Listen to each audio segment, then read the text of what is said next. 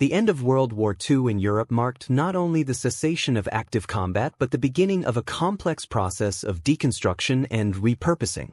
Amidst the widespread devastation, Germany's industrial capacity, which had once fueled the war machine, faced a stark transition. This was especially true for the tank factories, monuments to a nation's war effort, now left abandoned, decimated, and of little use in a post-war Europe desperate to rebuild. The question that arose was simple yet profound. What happened to these factories during the period of Reconstruction? By the summer of 1945, Germany was economically shattered. The war had left vast portions of the country in ruin, with the industrial hubs in the Ruhr Valley, once the heart of the war economy, particularly devastated. Cities like Essen, home to the Krupp steelworks and tank production, were now mere shells of their former selves, their factories scarred by years of bombing. Throughout Germany, the industrial landscape was one of broken machines, empty assembly lines, and unused materials. The question of what to do with the factories that had once produced weapons of mass destruction was not just an economic one, but a political and social one as well. One of the first actions taken in the immediate post-war years was the dismantling of much of Germany's war production capacity. The Allied powers, particularly the Soviet Union, the United Kingdom, and the United States, sought to ensure that Germany would not be able to wage war again. This resulted in a policy of stripping and dismantling factories that had contributed to the war effort. But the sheer scale of the industrial landscape was such that it quickly became clear that not all factories could be destroyed or taken apart. The logistical challenge was overwhelming, and many factories lay abandoned, their vast potential unused. Among the most notable of these were the large tank factories. These plants had been designed to produce armored vehicles on a massive scale, most famously, the Panzer series of tanks, such as the Panzer IV, Panther, and Tiger. But by 1945, these factories had become obsolete. The war had drained the resources needed for further production, and the once advanced technologies had been outpaced by new developments. The immense cost of continuing production in such a destroyed and divided country, where materials and labor were scarce, made it clear that these facilities were no longer sustainable. In the years immediately following the war, the Allies struggled to figure out what to do with Germany's war factories. The decision to dismantle was not without its difficulties.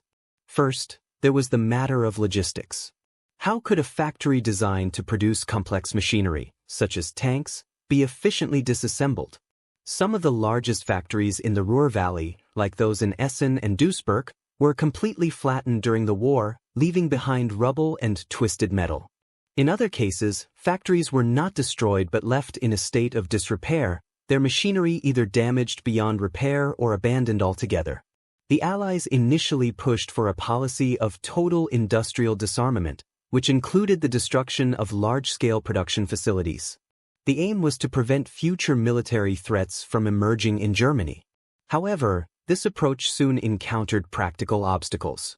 The sheer size and cost of dismantling all of the factories proved too much for the Allied powers to manage.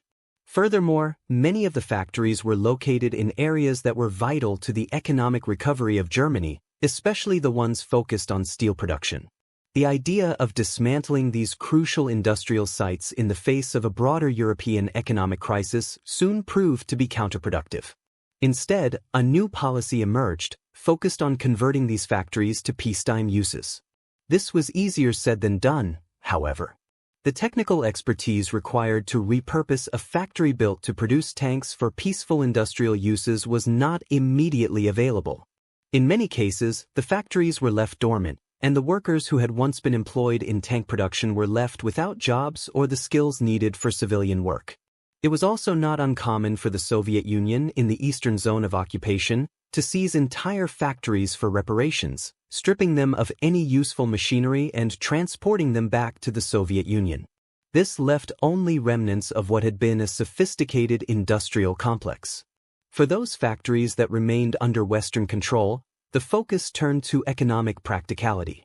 As Germany's economy began to rebuild in the late 1940s, the Allies sought to repurpose many of the tank factories for the production of consumer goods or essential wartime materials, such as machinery for the reconstruction of infrastructure. Krupp's Essen facilities, for example, would eventually return to producing steel, a commodity that Germany sorely needed in its reconstruction efforts. Similarly, other factories that had once been dedicated to tank production were repurposed to produce agricultural machinery or tools for civilian industries. In many cases, the transition was neither quick nor smooth, as the country's labor force had to be retrained, and much of the machinery had been damaged or stolen during the war. One of the key challenges in this process was the economic pressure facing post-war Germany. By 1946, the country was dealing with hyperinflation, widespread poverty, and a dire shortage of essential goods. The Allied occupation zones were divided, with the United States, Soviet Union, Britain, and France each controlling different parts of the country. This division created a fragmented economic landscape, complicating efforts to rebuild. The industrial base that had once powered the Nazi war machine was now a liability, contributing to the deepening economic crisis. For the Allies, the priority was no longer the destruction of the war industries but the stabilization of the country's economy. The factories that had once built tanks now had to be redirected towards civilian production. However, this transition was not without its complications. While some factories were successfully converted, many more remained dormant or partially functional for years, their massive buildings and empty production lines serving as silent reminders of the war's destruction. The giant machines used for tank production were often too specific and complex to be easily adapted for other uses. For example, the facilities that had once produced the Panzer IV or the Tiger tank were difficult to convert into factories for more general machinery because the infrastructure was so heavily specialized. Even with the best efforts of the Allied powers, these factories could not easily be turned into civilian industrial hubs without significant investment. Furthermore, the economic pressure on Germany meant that there was little room for extravagant expenditures in the reconstruction of these sites. The country was dependent on foreign aid, such as the Marshall Plan, which was designed to provide economic assistance to Western Europe. This aid was essential for Germany's survival, but it came with strict conditions. The Allies were not interested in allowing Germany to rebuild its war industries at full scale. As a result, much of the machinery and equipment found in the abandoned tank factories was either sold off, scrapped, or left to rust. In the early 1950s, with the onset of the Cold War and the rearmament of West Germany, some of the factories began to come back online, albeit under new restrictions. The reorganization of German industry during this period allowed for a limited amount of military production, but tanks and other heavy war machines were not the focus. Instead, these factories contributed to the production of civilian goods, and the military-oriented facilities were used to manufacture more modern, less destructive technologies. By the mid-1950s, Germany's industrial base had largely shifted away from its war-era focus. The once formidable tank factories that had fueled the war effort were now transformed into civilian hubs, or they stood abandoned, remnants of a lost era, as the country moved forward from its dark past. Yet, the remnants of these factories, decaying machinery, empty buildings, and the stories of those who worked in them, serve as a sobering reminder of the immense scale of war and the long, painful road to recovery that followed. By the early 1950s, as the Cold War became the defining geopolitical tension of the age, Germany found itself at the heart of a new struggle. The two competing visions of East and West required rebuilding, albeit under different ideologies and priorities. The role of military production, particularly tank manufacturing, would shift once again, though now, the nature of that production was far less concerned with the production of heavy war machines like the Tiger tank and more focused on rearming Germany for the Cold War context. In the Soviet-controlled eastern zone of occupation, the fate of the tank factories was markedly different. The Soviet Union, which had looted large portions of Germany's industrial infrastructure in the aftermath of the war, had little interest in rebuilding the former Nazi war machine. Instead, the Soviet approach was one of extraction. They stripped the factories of usable equipment and machinery, transporting them back to the USSR, where they would be reassembled and integrated into Soviet industry. The most significant example of this occurred at the former Daimler-Benz plant in Berlin, which had been responsible for producing tanks like the Panther and Tiger during the war. The Soviets dismantled the plant, took the machinery, and rebuilt it for their own needs. This strategic exploitation of German industrial facilities was part of a larger effort by the Soviet Union to bolster its own war production capacity in the years after the war. The fate of the factories in East Germany under Soviet control thus remained largely one of dissolution or repurposing for Soviet strategic priorities. Some factories were converted to the production of Soviet military vehicles, while others were turned into civilian manufacturing plants. But in both cases, the legacy of the original purpose, tank production, was erased or repurposed for the specific needs of the USSR, with little regard for Germany's reconstruction. In contrast, West Germany, under the control of the United States, Britain, and France, found itself confronting the question of how to transition from a war economy to a peaceful, civilian one.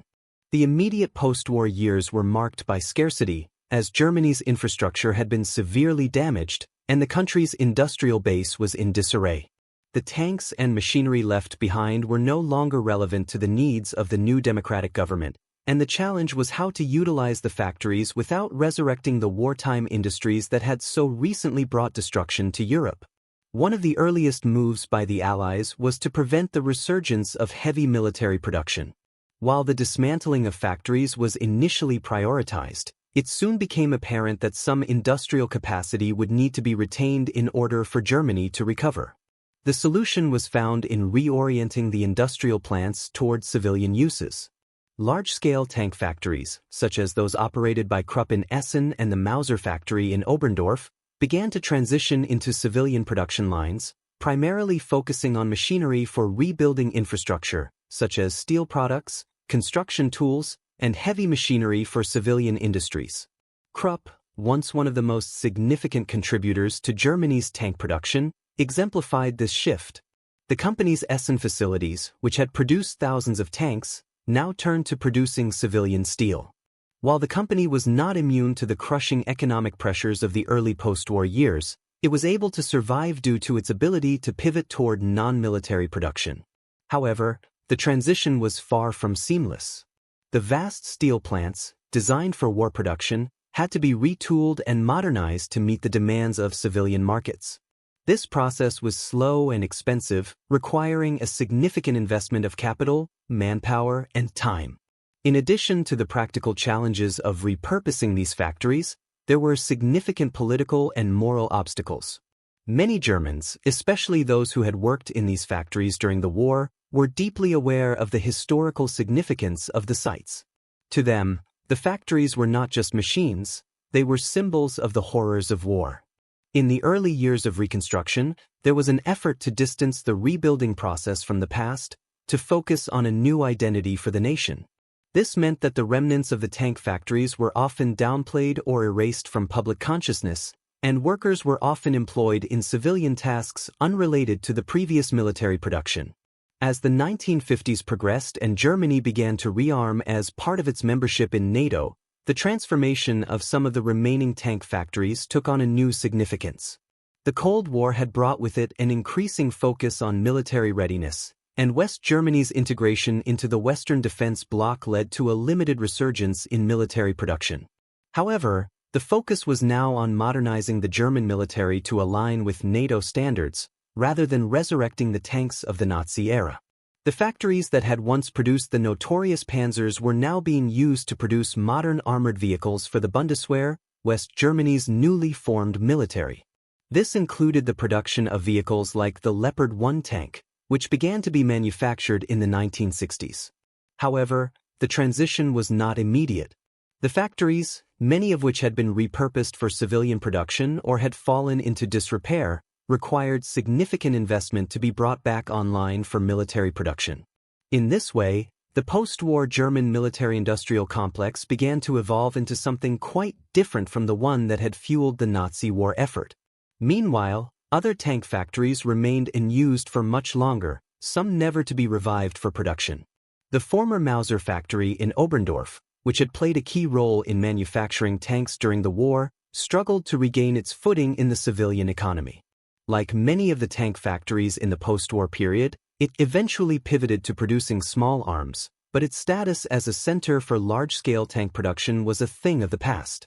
By the 1960s, the vast majority of Germany's former tank factories had either been completely restructured, dismantled, or repurposed. Some had fallen into disrepair, their once great halls abandoned and left to decay. Others had been completely converted into civilian manufacturing plants. The names of the companies that had once been synonymous with the war effort, Krupp, Mauser, and Daimler-Benz, had to reinvent themselves in the face of new political realities. No longer could they rely on their past glories as war producers. The world had changed, and so had Germany's place within it. Ultimately, the fate of Germany's abandoned tank factories serves as a poignant symbol of the broader process of reconstruction and reinvention that defined the post-war period. The factories, once so vital to the war effort, had become obsolete relics, symbols of a past best forgotten. Some were repurposed and found new life in the civilian economy. Others were left to decay, reminders of the immense cost of war.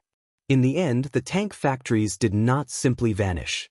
They were redefined, reshaped, and repurposed, reflecting the broader transformation of Germany itself from a war-torn nation to a peaceful, democratic state.